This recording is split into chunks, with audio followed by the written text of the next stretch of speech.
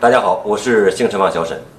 有一辆车呀，在行驶的过程中，只要是打方向，噪音异响特别大，而且还特别刺耳。我们来看一下是哪里的原因。好，现在我们发动着车，来听一下这个声音。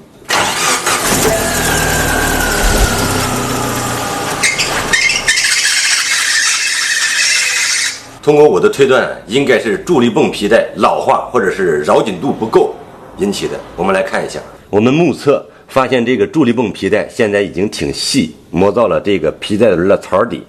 其次呢，这个皮带绕紧度现在还有点松。再一个就是这个张紧器已经张到最大度了，所以这根皮带我们建议的换掉。我们首先把这个调整螺栓的紧固螺栓给松开。现在我们把这个调整螺栓卸松。现在我们用手用力拉一下这个皮带。好，这样皮带就可以松了。这是一根旧的，这是一根新的，这根皮带已经磨损的太窄了。现在我们换上新的。现在我们把新的皮带套在皮带轮上。我们现在调整螺栓，看皮带的绕紧度。我们用手捏住皮带，刚好能翻转90度就可以了。现在我们把紧固螺栓上紧。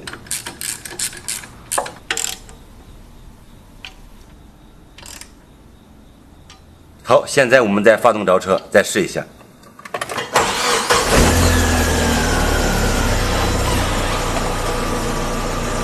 好，一切正常。通过我们的检查和维修以后啊，这个方向现在已经恢复正常。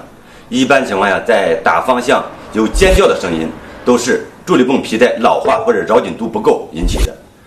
喜欢我们节目的朋友，请记得点赞加关注。本期节目到此就结束了，大家有什么问题和建议，在屏幕下方留言。咱们下期再见。